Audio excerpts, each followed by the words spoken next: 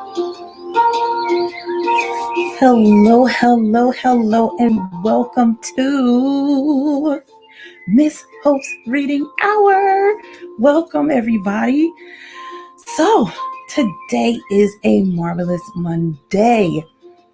Here in Philadelphia, a very cold Monday. It was really, really chilly outside, okay? Had to go out for a few things today, and I was like, woo, it is freezing. So wherever you are, it may not be quite so cold, but it is still a marvelous Monday.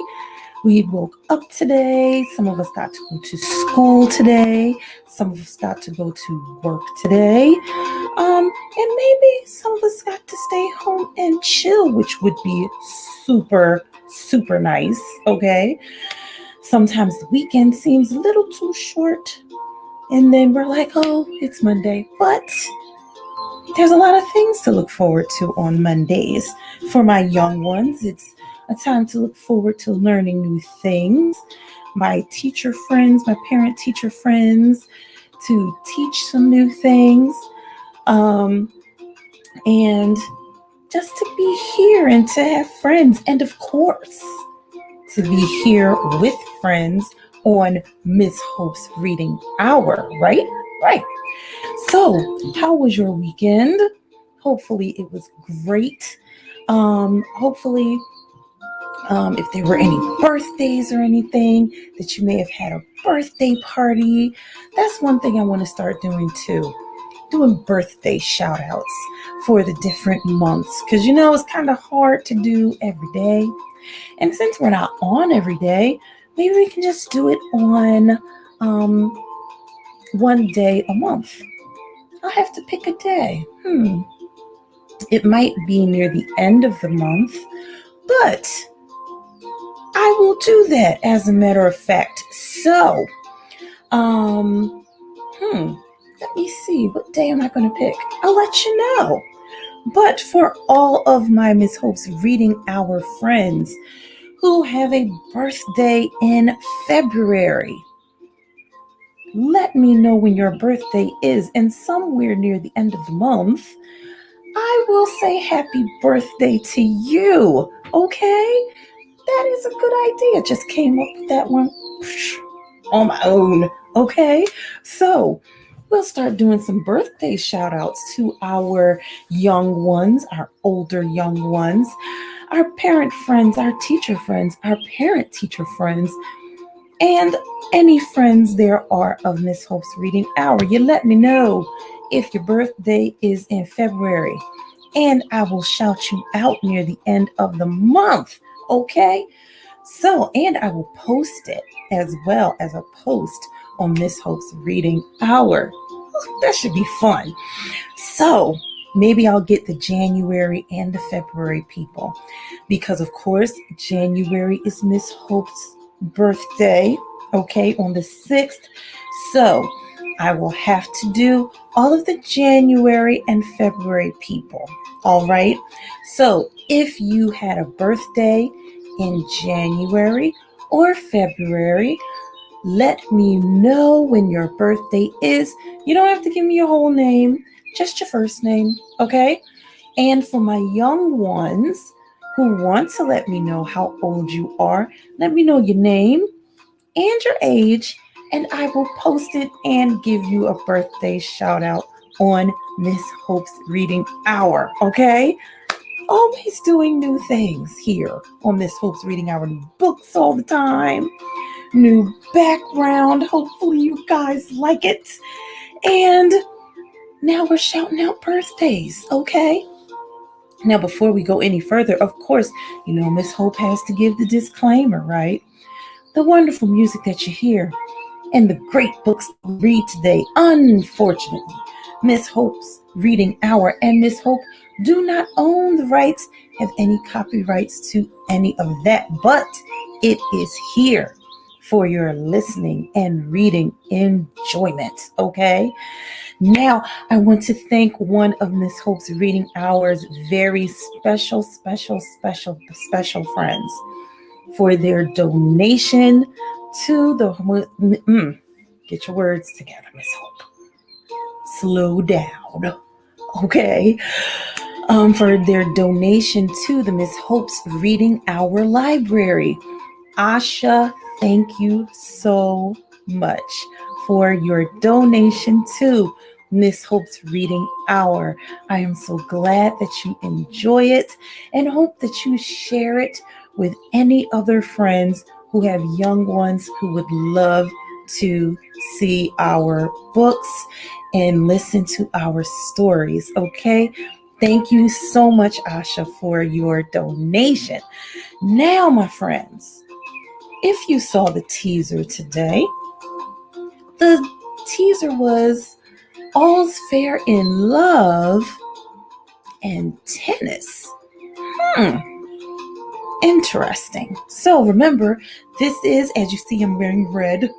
This is Love Month because this Sunday will be Valentine's Day. And it also is Black History Month. Happy Black History Month, everybody. I will be saying it all month. I will probably put it in the ticker, okay, to last all month.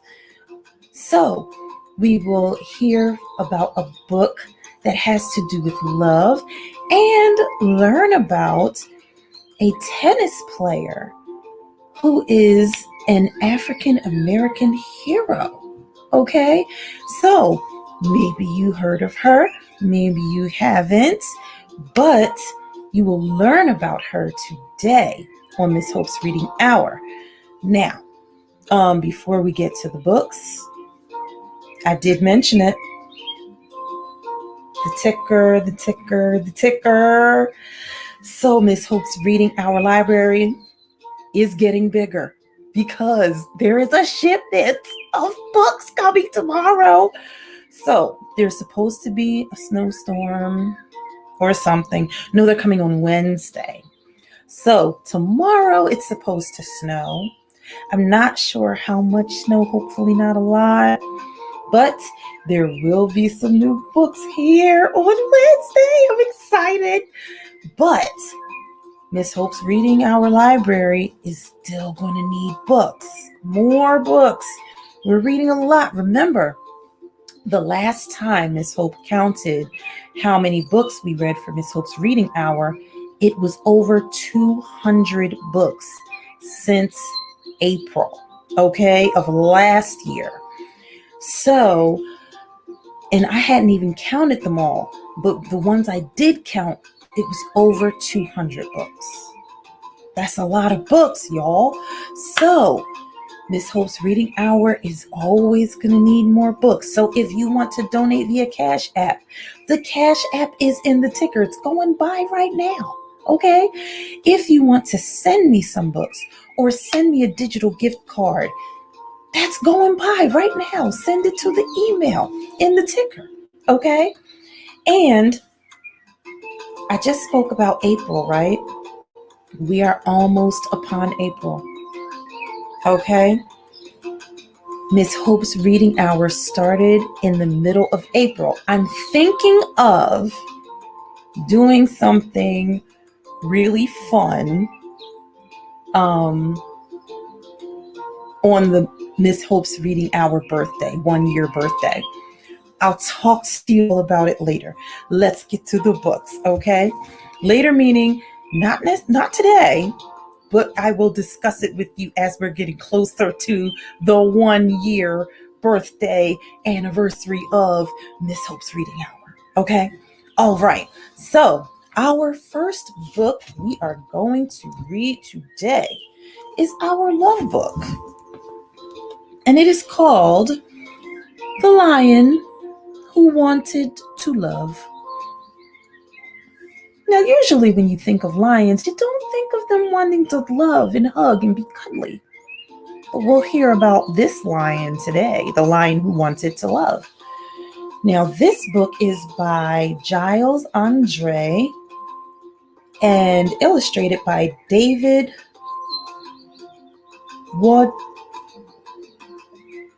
Wojtowicz. Okay, I hope I said that right. Wojtowicz, okay? Giles Andre, illustrated by David Wojtowicz. All right, so The Lion Who Wanted to Love. And now our Black History Month book.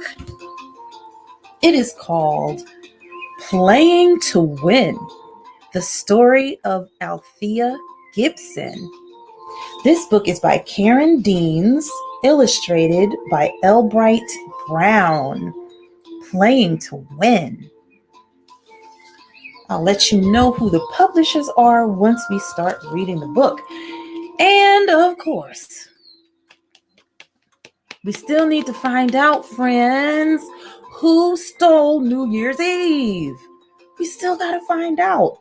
Whole lot of clues, whole lot of questions, not enough answers. And we're getting near the end, so you know how Miss Martha Freeman works.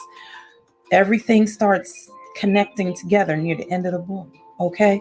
So we're going to find out some more stuff today about who stole New Year's Eve. Now for our first book, The Lion Who Wanted to Love. This is... Who is the publisher? This is a Little Tiger Press book. Isn't that cute? Little Tiger Press. The Lion Who Wanted to Love. Deep in the African heartland, way out on the hot, sunny plains, there lived a small lion who didn't fit in. And Leo was the lion's name.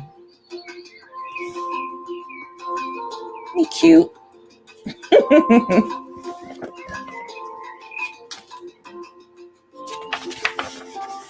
Now, lions are usually fierce, and lions are meant to be strong. But Leo wanted to love everybody and play with his friends all day long. "You worry me, Leo, my darling," his mother started saying one day. "You'll never survive in the animal world if you don't learn to hunt for your prey."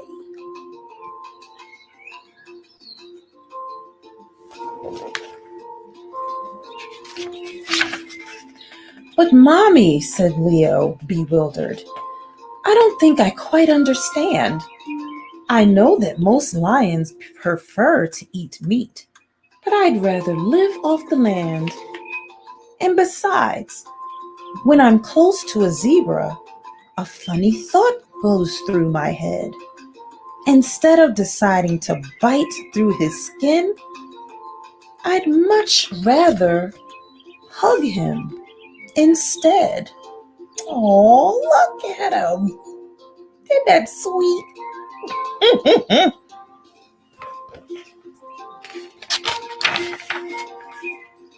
"I have spoken," said Leo's mom sternly. "It is up to you now to decide. But if you insist you're not going to hunt, there's no place for you in our pride." A pride is a lion family. That's what they call them, a pride. Poor Leo crept off to the jungle, but hoped that with love in his heart, he'd learn to cope in the animal world, though he didn't quite know where to start. Oh man, Leo.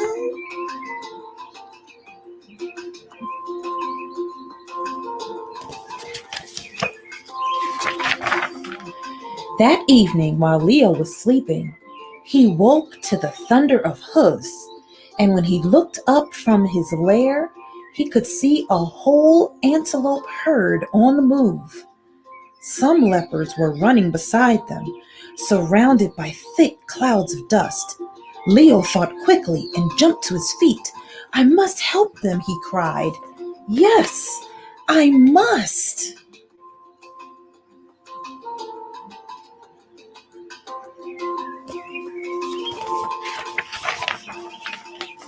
Then he caught sight of two injured young ones who couldn't keep up with the bunch. If he didn't help them to try to escape, the leopards would eat them for lunch. Leo led them away to safety, and he gave them some food they could eat. He licked their wounds clean till they both became strong. He nursed them back onto their feet. Wow.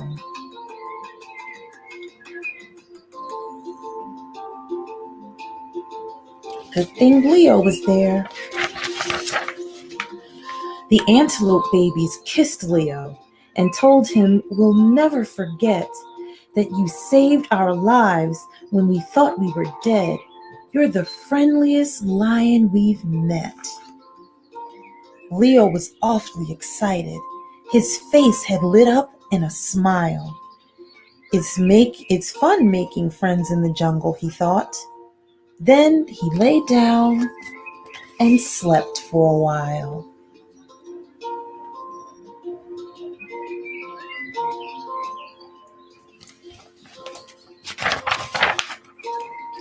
From that day on, Leo decided to run to each squeal and each cry. He led little hippos to watering holes, and he taught baby birds how to fly. Wow, how did he do that?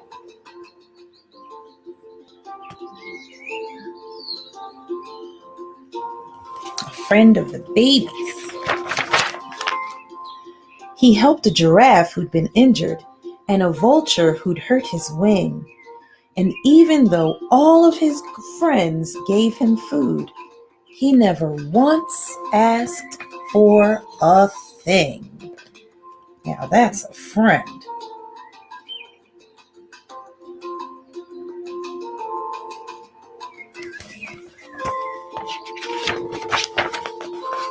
Oh, missed a page. Then one day, beside a wide river, Leo heard a small animal scream. He ran to the bank and caught sight of a cheetah being swept very quickly downstream. "Please help!" cried the cheetah in panic. "I haven't yet learned how to swim. The waterfall's going to drown me, I'm sure." With a splash, Leo boldly leaped in.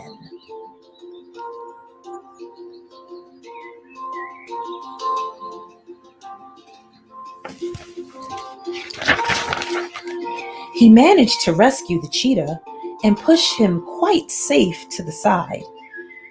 But as he was trying to scramble ashore, Leo slipped and got caught up in the tide. The river was crashing and foaming, and Leo let out a loud yelp.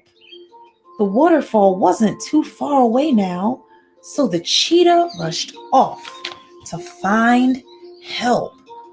Oh boy, that looks like a pretty intimidating waterfall.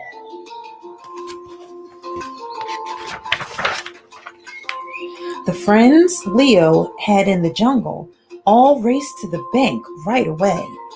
They wanted so much to show Leo their thanks.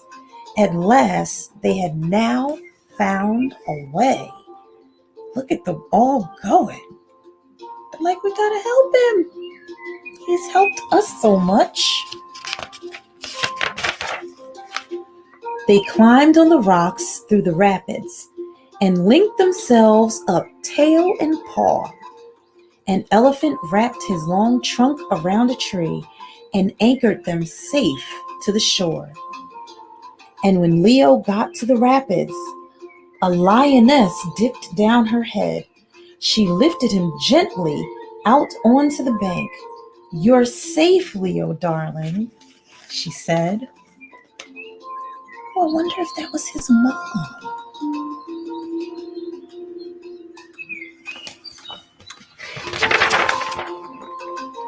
"My son, you're a brave little lion," she spoke in the humblest tone.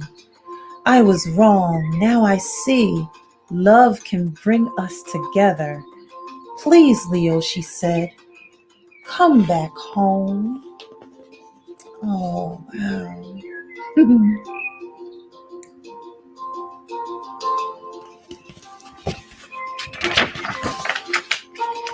You've got to be strong to be different. And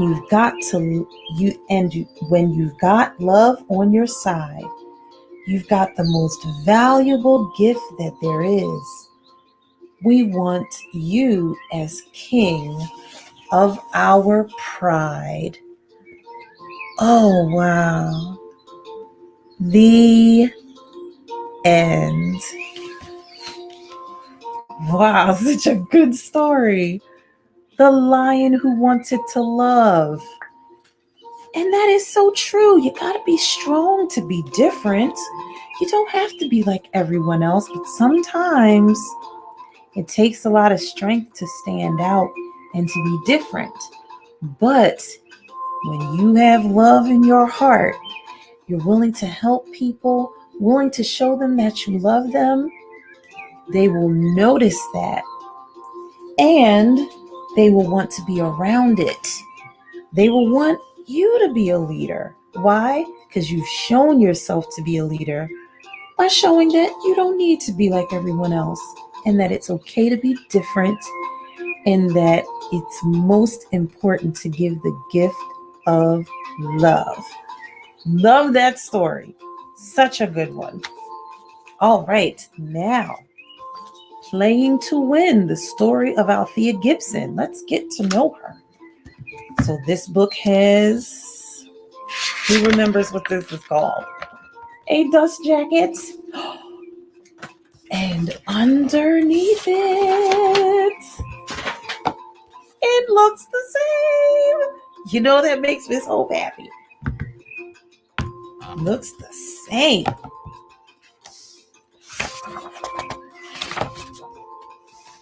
Now, here in Philadelphia, there is a tennis center that is named after Miss Althea Gibson. So I am very interested in finding out more about her life. Playing to Win. When Althea Gibson was born on August 25th, 1927, few would have imagined she was destined for greatness. She was the first child of poor sharecroppers in South Carolina. Her parents, Annie and Daniel, worked hard, trying to scratch out a living on a cotton farm. Each summer, they raised 5 acres of cotton in exchange for a place to live, which was nothing more than a small wooden cabin. As sharecroppers, they were given part of the cotton they farmed. They sold it to buy enough food and clothing to get by on.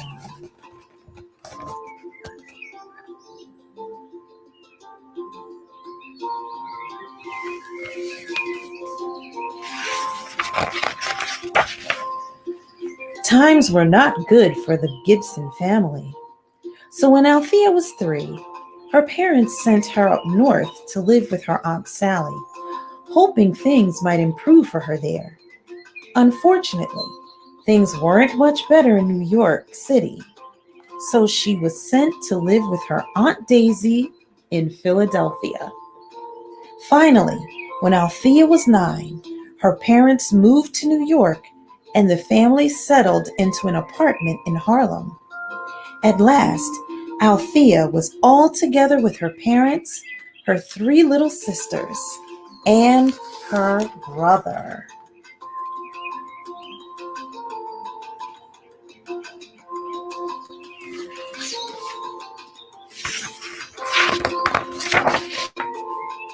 In the 1930s, life in Harlem was tough. It was tough on kids trying to grow up. Crime was everywhere, and people were poor. Althea was becoming wild. She was either fighting with other kids or skipping school. Sometimes, Althea, who loved movies, would play hooky, meaning skipping school, all day in the movie theater. No matter how hard her parents tried, they couldn't keep Althea in line. She had a restless, determined nature that hadn't found a good way to express itself yet. And sometimes you gotta find a way to express all of that.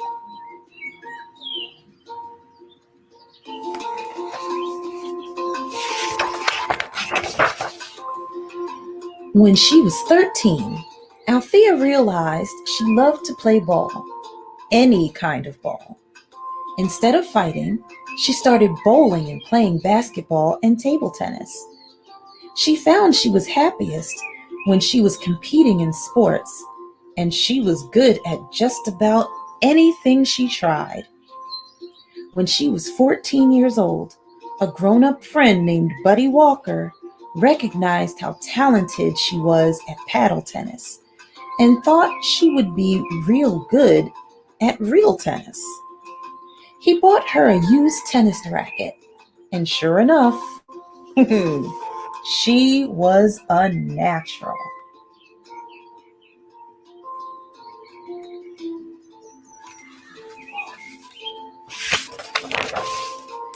During the 1940s, tennis was a game played by mostly wealthy white people. The country clubs that had tennis courts would not let black people play. Fortunately for Althea, there was a tennis club for African Americans in New York called the Cosmopolitan Club. It was there that Althea began playing tennis, entering tournaments, and winning matches. But even when she was having success on the tennis court, she was still having trouble in school. She felt that it was a waste of time. She wanted to play tennis instead. Oh, but you can't skip out on the school, man. That's important. And play tennis she did. There was an African American tennis league called the American Tennis Association that held tournaments throughout the year. In 1947, at the age of 20, Althea won 10 straight tournaments in the ATA. She was a champion in the black tennis community, and people were taking notice of her talent. Althea wanted more competition, though. She dreamed of playing in the famous United States Lawn Tennis Association. The only problem was the officials made it difficult for African Americans to participate. While African Americans were not banned from the league, the championship matches were held at country clubs where they were not allowed. Only one black person, Reginald Weir, had ever entered a U.S. LTA event before. He had lost after the second round. Oop, wrong way.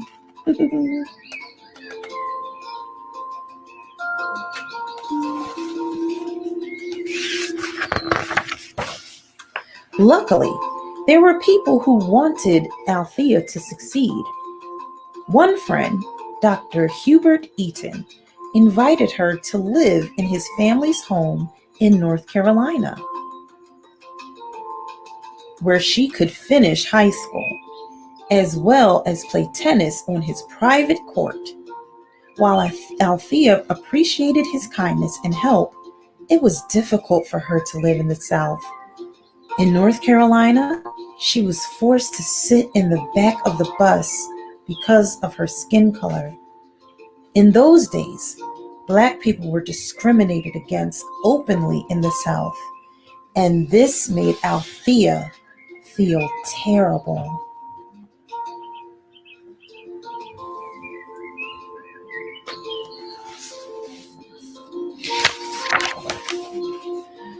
Though she longed to be in the North again, Althea went to college at Florida A&M, an all-Black college, where she was offered a scholarship to play tennis. There she began competing in tournaments against white players. In 1950, she qualified to play in the U.S. National Tennis Championships at Forest Hills, the most important U.S. LTA tennis tournament in the United States. Althea was the first African American allowed to play there. How about that?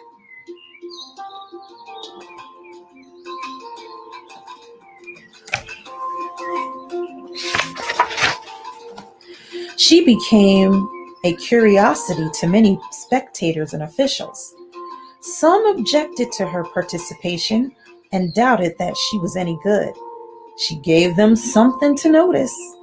In her second round match against a top ranked player, Althea was headed for victory when suddenly dark clouds covered the sky.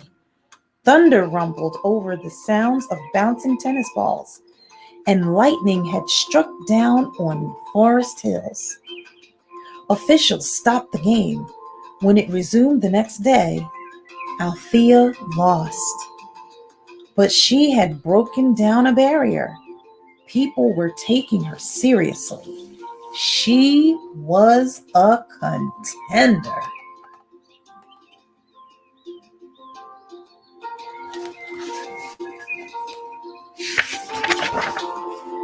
During the next few years, Althea struggled.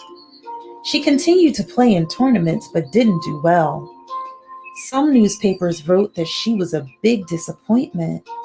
Her supporters in the African American community were losing hope that she would ever be number one. Pretty soon, she started losing confidence in her game. At one point, she was so discouraged, she almost quit playing tennis to join the army. A good friend, Sidney Llewellyn, a taxi driver and tennis coach, convinced her to keep playing. He believed she could be the best in the game, so he coached her and encouraged her to play like a champion.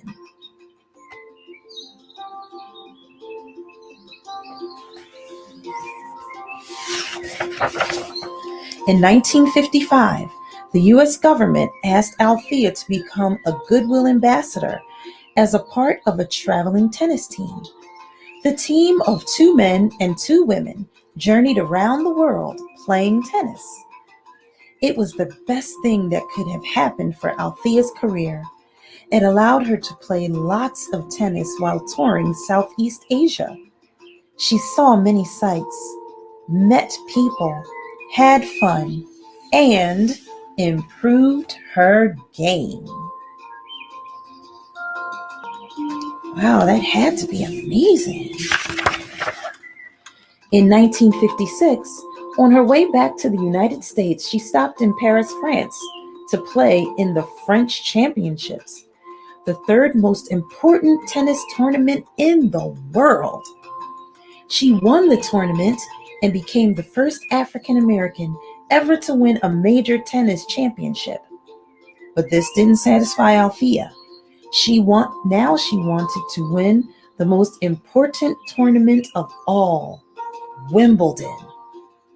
The All England Tennis Championships at Wimbledon is the oldest, most famous tennis tournament in the history of the game. Althea had played there in 1951 and lost. In 1956, she lost again at Wimbledon and at Forest Hills. But she did not lose hope.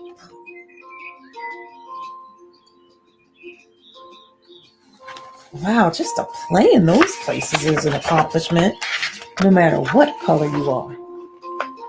Althea had gone further than any African American tennis player in history, but she didn't believe she had gone far enough. She wanted to be number 1 in the world. She had the physical skill, but something was holding her back. She continued to play that year, traveling to Australia and Asia for a series of tournaments. She wasn't winning the way she wanted to, however. And on her return to the States, she decided it was time for her to win at Wimbledon and Forest Hills. In 1957, she was going to make it happen.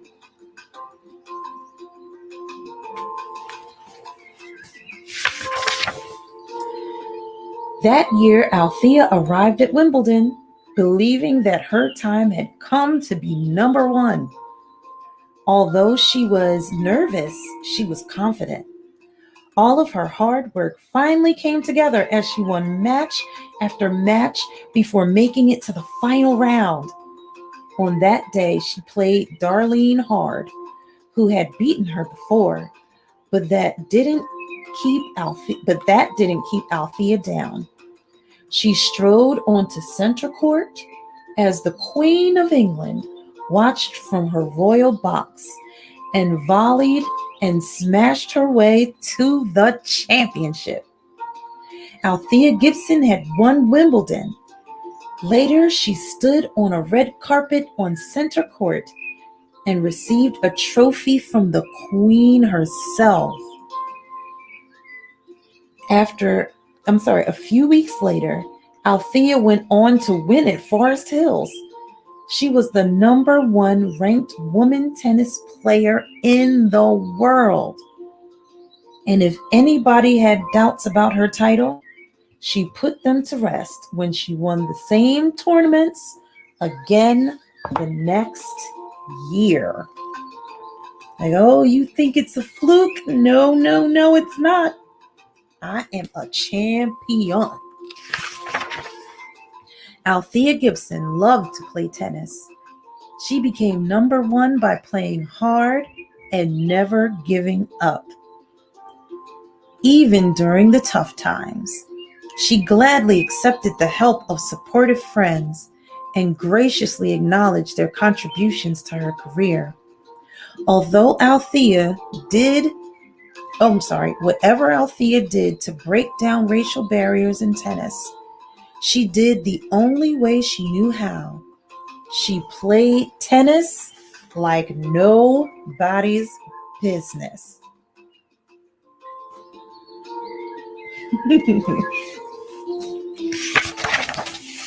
The end.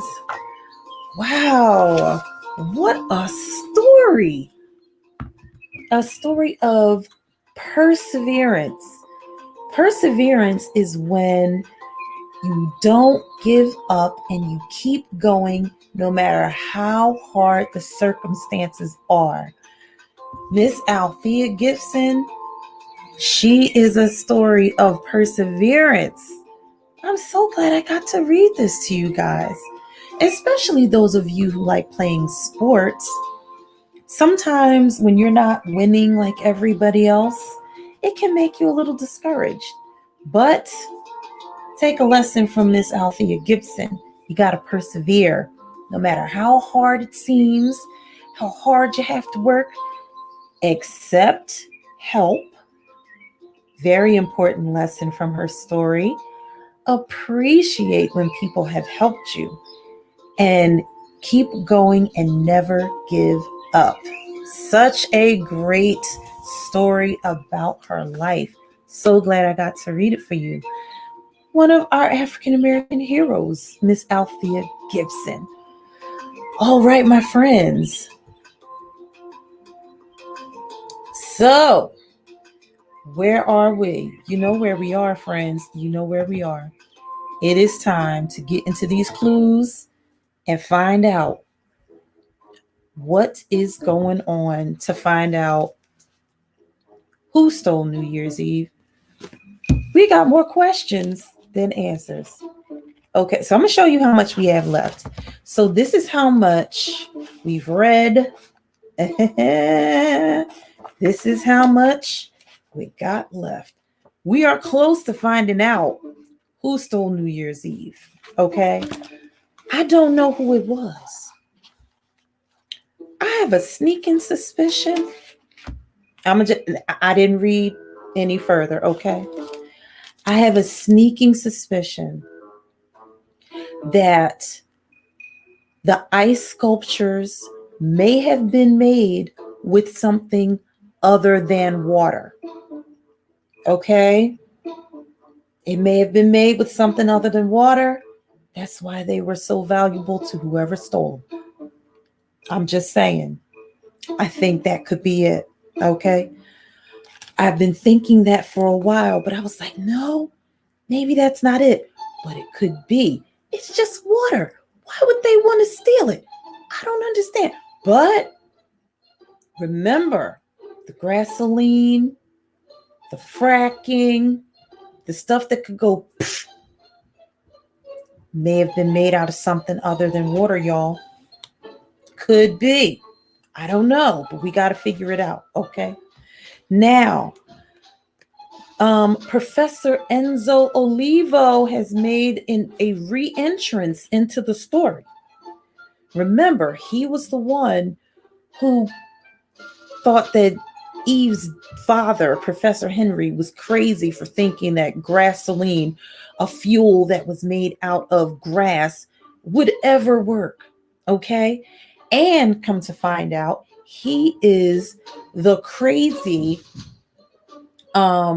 tipster who is trying to call the police station to tip off Alex's mother about what's going on, and something that could be exploding in the community. Okay. So he asks Alex, can you tell your mother that I'm trying to get in touch with her and I would like to meet with her? But Alex's mom thinks that he's nuts and doesn't want to meet with them. So he's wondering what this meeting's going to be about. Let's see if he gets to be in on the meeting, him and his detective friends. Now, we still have to find out why Yasmin borrowed Luau, his cat. Because you know his cat is a little detective too, right? Why did she come over and borrow his cat? She still never told him where she took Luau.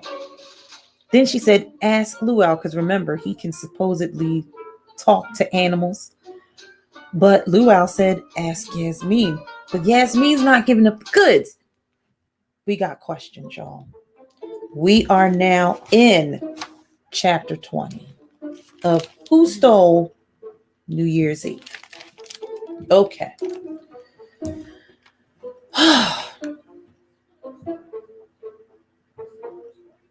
Mrs. Sakura had plenty of practice ignoring her daughter. Now she winked at me and Eve before heading back upstairs. Let me know if you need anything. I was planning to tell Sophie she ought to be nicer to her mom. But first, there was something else I wanted to say. See, for once, I was kind of proud of myself. I had figured out who Mom and Mrs. Price's persistent tipster was. Professor Olivo. It had to be. And that meant he was the one worried about poison bombs on the highway, not to mention his funding at the college. I didn't know what any of that meant, but I did remember that Mrs. Price had slipped and said professor when she was talking about whoever it was that was calling my mom. This town is full of professors, but professors who have the police department phone number memorized. Eve and Sophie listened patiently while I explained. When I was done, Sophie said, "Very smart, Alex. And what does it have to do with the missing sculptures?" Well, Professor Olivo doesn't like Professor Henry, and Eve is Professor Henry's daughter, and her birthday present was stolen, so that's kind of a connection, right? Okay, Sophie said. But even if a grown-up college professor would steal a kid's ice sculpture just to be mean, he wouldn't steal a bunch of other ice sculptures, would he? Well, I said, yeah, I'm not saying he's necessarily the thief. Good try, though, Alex, Sophie said. But now we need to tell you what we've been doing all afternoon. We've been busy, haven't we, Eve? Eve nodded, but I noticed she looked a little traumatized. Hours alone with Sophie will do that to you. Sophie started listing accomplishments. These included posting the particulars of the costume pet parade on the web, then designing and sending email invitations to everyone on their contact lists. Most kids RSVP'd right away. That was the pet parade part of their assignment. As for the detecting, I already knew from my mom that Sophie and Eve had interviewed the neighbors on Chickadee Court. Now Sophie filled in the details. The crime must have happened around 3:30 a.m., she said. Mrs. Snyder, Mr. Blanco, and Mrs. Swanson all heard someone driving on Chickadee Court at around that same time. Mr. Blanco figured it was the newspaper being delivered early. But then, when his dog kept barking, he went downstairs and saw somebody driving down Chickadee towards Groundhog Boulevard. There was no moon, but he thought it was a pickup truck, an old one with a round kind of bumper. And he thought there was only the driver, no passengers. I asked him if there was something in the back, like a kid-sized statue of a girl, and he said he couldn't be sure, but it was possible, Sophie concluded. Now it was Eve's turn. She might be a little traumatized, but she definitely liked this detecting thing. The pickup truck didn't have any lights on, she said. Mr. Blanco thought that was strange, but he was half asleep, so he didn't do anything about it, just went back to bed. Sounds like that must have been the thief, all right, I said. It doesn't do us very much good, though. It's not like anyone got the license number. I guess not, Eve said. She looked disappointed, so I quickly reassured her. You did good, better than me. I hardly found out anything that has to do with Ice Eve anyway. I thought of telling them what I learned about fracking from Tim Roberts, but it didn't seem relevant. I did mention I'd run into Coach Hathaway, and he told me Coach Banner might be an investor in gasoline, and that gasoline might make a lot of money. Did you know that? Sophie asked Eve. Eve shrugged. Dad doesn't talk much about his work. I mean, I know the idea behind gasoline, but that's about it. Then I said I'd seen some sunflower husks downtown and some more on the sole of Yasmin's boot. Sophie said, millions of people chew sunflower seeds, Alex. My dad used to chew sunflower seeds, Eve said, but my mom thought it was gross with all the spitting, so he quit. Your dad could have left spit out sunflower seeds in the neighborhood somewhere, I said. But do you think he was downtown last night? Eve looked at me funny. My dad worked at his lab all night, and he doesn't chew sunflower seeds anymore. And anyway, he can't be a suspect, can he? I mean, Ice Eve was a present to me from him and my mom. She seemed upset, and I didn't want her to be. No way. He's not a suspect. Because besides all of that, he's your dad. Eve bit her lip. I should tell you something else then, in case it matters. We have an old pickup truck, the kind with round bumpers. Dad keeps it in the garage. I shrugged. Lots of people have old trucks. Still, Sophie tapped the side of her head. We'll keep it in mind. Meanwhile, Alex, where did Yasmin say she picked up the sunflower seeds on her boot? She didn't say. We, had a fight, sort of. Oh, Sophie and Eve said at the same time. I don't want to talk about it. After that, the girls started talking about the Chickadee Court neighbors' entry into the pet parade. What were we going to wear? What were we going to do? Who were we going to dress up? How were we going to dress up our pets? This was not a guy kind of conversation, and I was doing my best to stay out of it when I realized I hadn't even told Luau about the parade. I had been too distracted. What we need, Sophie said, is a pet that can do tricks, but nobody has one of those. Yeah, said Eve. Marshmallow's only trick is catching a frisbee. Sophie's eyes got big. But that's perfect. We've all got light up frisbees, right? We can get the kids on Chickadee Court together and be a precision frisbee team. Eve said she didn't have a light up frisbee. Oh, shoot. Now, what was I supposed to do? You're not allowed to tell about a birthday present in advance, are you? But Eve looked sad, and it was kind of an emergency, so I told her what I'd gotten her from Mrs. Miggin's store, and she gave me a kiss on the cheek. Oh my gosh. I don't even want to think about what color my face turned. Sophie's expression said, gross. But she got over it fast and plain old rolled her eyes. I was wondering what I was supposed to say. I was wondering if I was supposed to say something like, thank you, when luckily Eve's phone rang. Unknown number, she read, and was about to hit ignore when Sophie said, answer it. We put your phone number on the Ice Eve flyer, remember?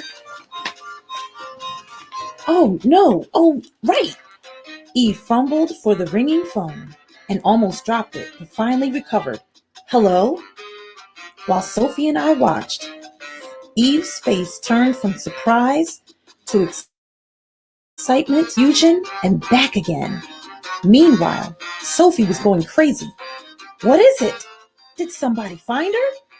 Finally, Eve took a breath and let it out.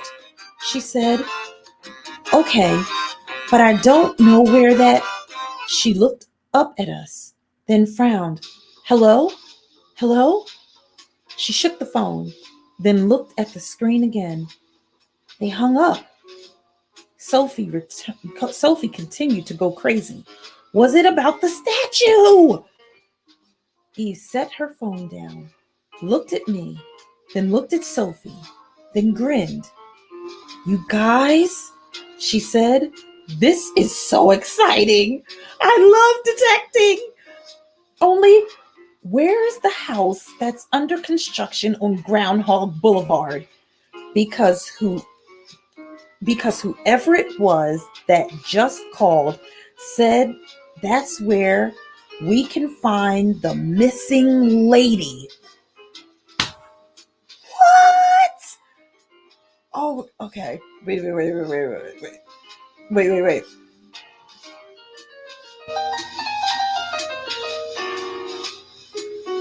Okay. So, my friends, I can't read anymore because if I do, I'm going to get caught up and I'm going to go over time. Okay.